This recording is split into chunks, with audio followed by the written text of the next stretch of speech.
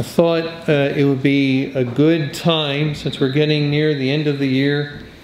No, actually, I was trying to come up with a study for today, and no kidding, I've gone to like 5 or 6 different things. It was so strange, where I would start in one book and put some time into studying, and then, no, I don't like that, and go to another one. I was doing it 5 or 6 different times, and I had a study all prepared that finally I thought, all right, it came together a couple days ago. And then when I got up this morning, I started praying. I didn't want to do it. And I actually didn't want to do it because I didn't think I knew it all that well, because it was, you know, it was just put together recently. And so I said, well, what am I going to do?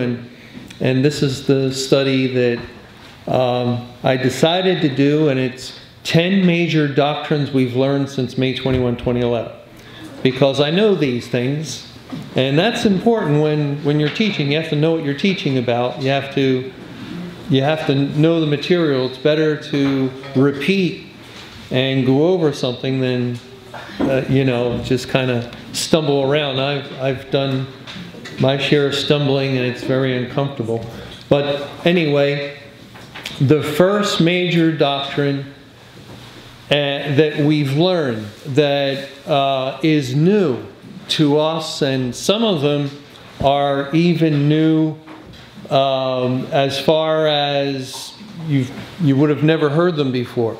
Not in past theological writings, not in commentaries. These are things that we've learned because of the major doctrine number 1, which is May 21, was Judgment Day. Without that understanding, we wouldn't have learned any of these others. May 21, 2011, Bob's a stickler for that declaration. I have to make sure I always say that. May 21, 2011 was Judgment Day, and if somebody doesn't understand that, yeah, of course they can understand what's being said about these things, but they're not going to have real understanding of any of these other doctrines. And yet when you do understand that, all of a sudden it opens up all kinds of information, which is why we've continued to learn. And it's kind of a key that unlocks the Lord's bringing forth the hidden information, the hidden truth, the mysteries of the Bible for the day of judgment. And yet that's the point where so many have gone back from. When they reached that date and they didn't see anything with their physical eyes, they went back from it and returned to church, or returned to, you know, the world, or former doctrines. Maybe they didn't go back to church, but now they're reanalyzing, doubting all those other wonderful truths that the Lord opened up during the Great Tribulation time. And by the way, I just read a letter someone sent e-Bible from a woman who, well, actually a couple from Athens, Georgia, and she said that she used to go to Alameda Fellowship, and she went there for 4 years, and she was involved in editing and things like that with Mr. Camping's material, and working for Family Radio School of the Bible as an editor. And she mentioned in the letter how she went over to Mr. Camping's house, and he was kind of disheartened after May 21, 2011, but he had trust that God would open up things and make the direction clear. And then she said they had to move to Georgia. And over the years, and it's been several years since May 21, 2011, she began searching again for a faithful church, trying to find a faithful church. And she went back a few times to churches, and she said she always felt when agitated when she was in the church, and she always felt that or realized this is a false gospel. And then she would leave and feel uncomfortable, but she still had in her mind that I have to find a church. And then she said last week she found ebiblefellowship.org. Last week. So it was very quick. And then she realized that she can never go back to church again. And she's been convicted strongly about that. And, you know, the poor lady, she's asking, wondering if she's saved because she thinks she failed the test. And, you know, I didn't get a chance to write her back, but I'm looking forward to writing her a note to encourage her that, you know, we shouldn't think if anybody went back to church after this date, what would that be? It would be sin. It would be sin. Can an elect child of God commit sin? Yes. Yes. Can we do sometimes very grievous sins? Yes. And so I'm looking forward to try and encourage her in that area. But you see, that's the understanding of May 21 Judgment Day. When you know it was, and of course if you know that it's Judgment Day, then that's built on all this other information with the Great Tribulation timeline. And to have the Great Tribulation timeline, you have to know judgment began at the house of God, that the church age is over. All that goes along with it. And so I think the first major doctrine that God showed us, and actually we had to relearn it because prior to May 21, 2011, Judgment Day, exclamation point, the Bible guarantees it, was what we were proclaiming, and it was on billboards, it was on buses. And then it didn't happen as we expected it to happen. And so we had to go back to the Bible and see, was it possible we made a mistake?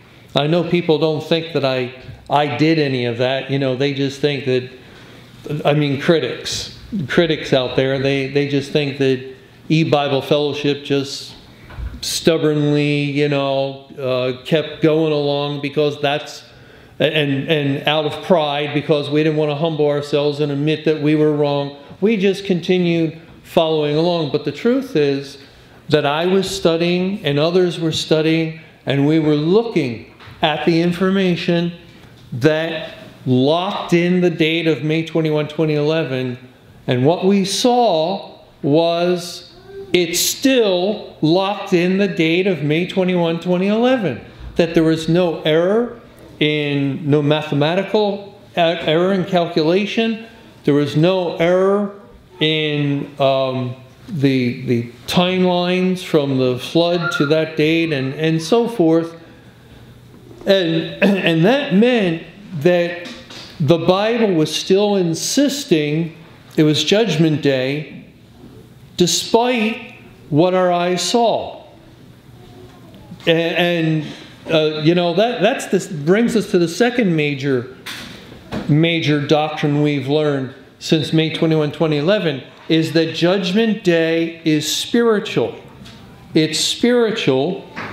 That is, God brought a spiritual judgment on the world.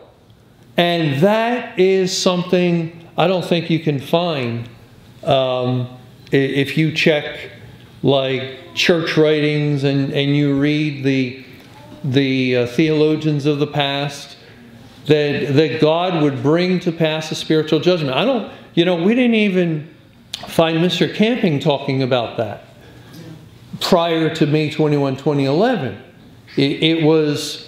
Everything had to be physical. The great earthquake, the 5 months period, the resurrection of the dead and the bodies coming out and being scattered across the face of the earth, the catastrophe that would come across the face of the earth. all physical. And whenever I think about that, I think the reason is I mean, we didn't actually, when people would call up, when Mr. Camping would teach about the judgment on the churches and attempt to make that physical. You know, it can't be great tribulation, it can't be the time of judgment on the churches because there's not widespread bloodshed. And some of the verses seem to indicate there would be great destruction, like not one stone left upon another, and some of the language of the Bible. But Mr. Camping would all say, no, the Bible's a spiritual book. You have to look for the deeper spiritual meaning. We just never did that, and you know, not him alone, all of us, because we're all responsible. We all have responsibility before God to search the Scriptures and check it out, and it just didn't enter into our minds that the judgment on the world would be a spiritual judgment. Probably, I think, because we know the world doesn't perceive spiritual things, and God would tailor a judgment that would fit them, that would be appropriate for them, in order for them to really see it and experience it, to know it. We thought they'd have to see it with their eyes. They would have to see Christ coming, or the great earthquake and the literal graves opening up. And no, that was incorrect. And we should have known better. We should have known better. Why do I say that? Well, because God's a spirit. The law is spiritual. The Bible's main focus is on man's soul, which is spiritual. It's all a matter of whether you're dead in sin, dead in your soul, or made alive in soul. And you can't tell. I can't tell. Looking out, no idea. Nobody can tell. That's why God says, don't judge, because you'll get it wrong. Don't point the finger at anybody. It's all in the spiritual realm. I mean, we could go on. Let's see, what else? Satan is a spirit being. The demons are spiritual. The kingdom of God is spiritual. And on and on and on. Everything about the Bible is spiritual, even though it's a physical book and in, you know, paper and ink. But its main teaching is always spiritual.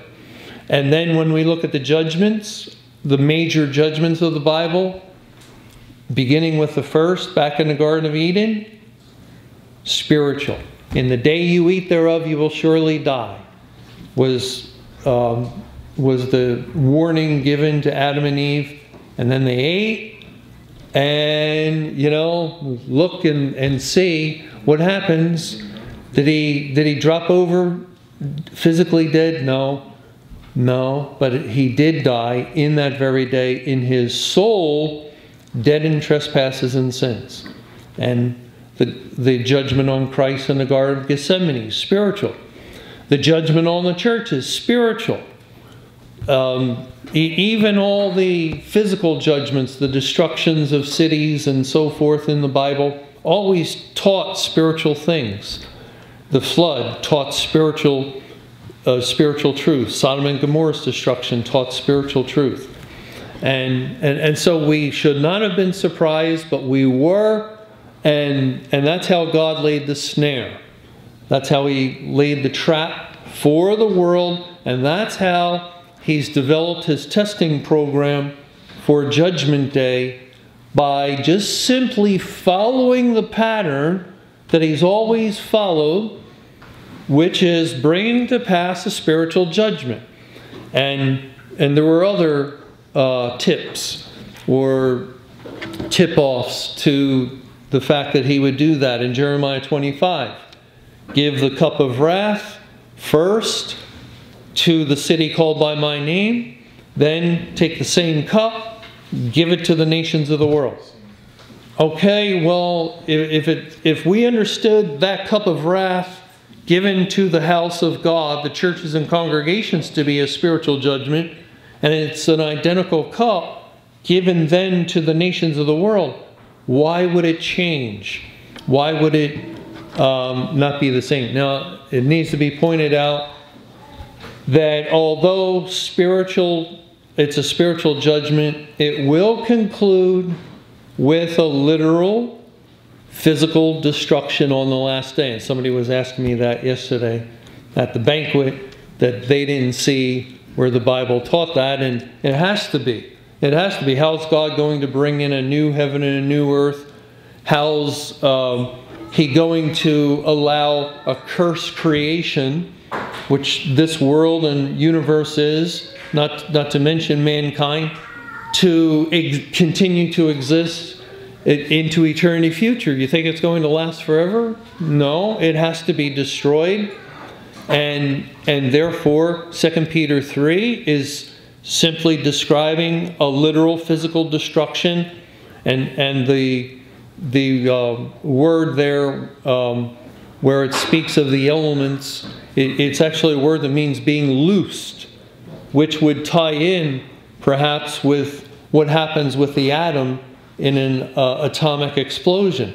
So if God looses the atoms of the whole creation, this world and the universe, it would be an enormous explosion which would result in melting with fervent heat in an instant or quicker, and then it's all gone. It's all gone, and then we enter into the new creation. So we know absolutely this world must be destroyed.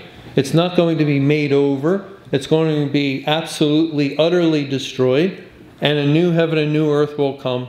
And so any language in the Bible that does describe a literal physical destruction would be on the final day of this prolonged judgment. And that's the third major point. The third thing we've learned that hasn't been known. I just realized I shouldn't have told you the number of major points to start, because if I don't make it all the way, then I'm in trouble and I'm going to have to rush. And plus, I know what it's like when you're sitting out there and the who's ever teaching said, now today we're going to look at 32 items in the Bible, and item number 11 and item number 20, and sorry, it could be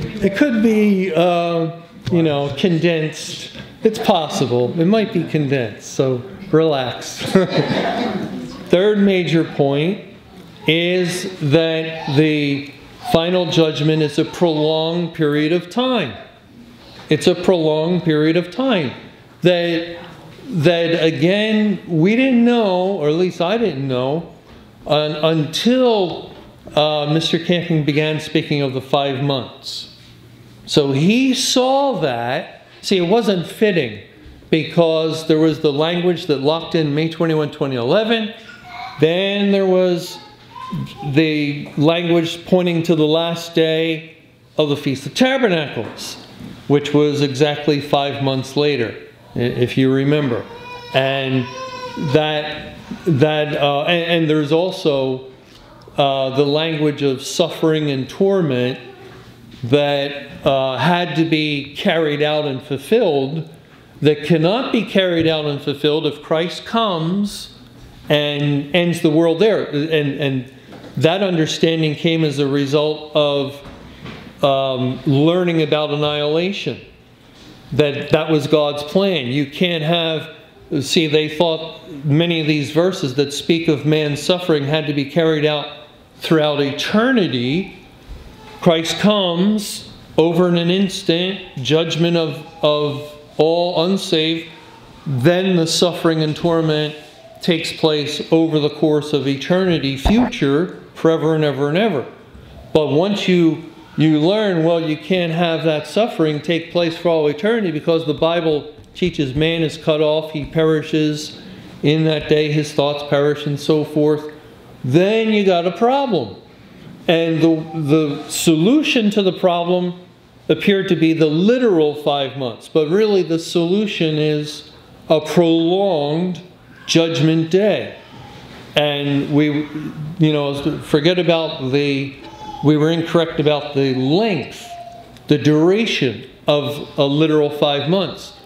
But we were correct with the idea of a prolonged period of time that's considered by God to be one day, Judgment Day.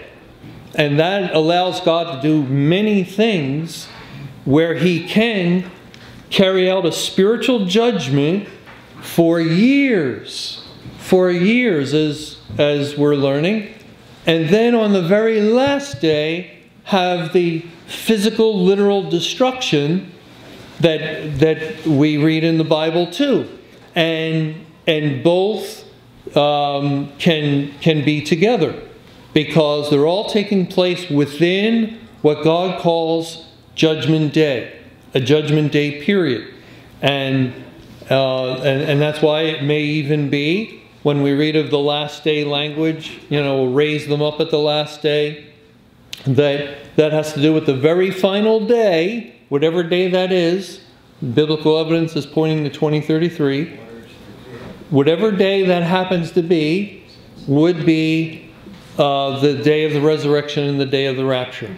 And so learning about the prolonged judgment day also is new information that when we check the Bible, we find statements that support it, such as in Ecclesiastes chapter 8, verse 11, which says, "Because sentence against an evil work is not executed speedily, therefore the heart of the sons of men is fully set in them to do evil."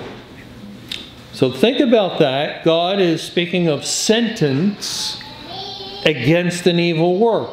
That's a judgment. That's a judge sentences the criminal, and the judgment is said to be something that is not executed speedily. What's another way of saying that?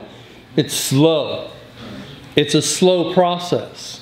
It's going to be carried out over time, not immediately. And that's the problem with Matthew 24:29 and those who think, well, that's the end of the world instantaneously. Immediately after the tribulation, the sun is darkened and the moon does not give its light and the stars fall from heaven.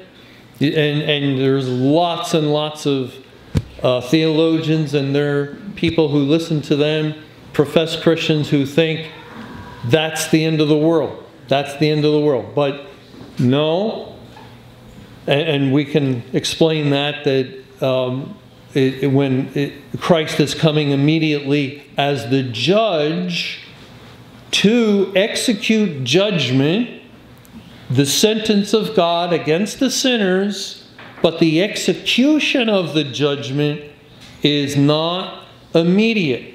It is not instantaneous. He does not, as a matter of fact, execute his sentence speedily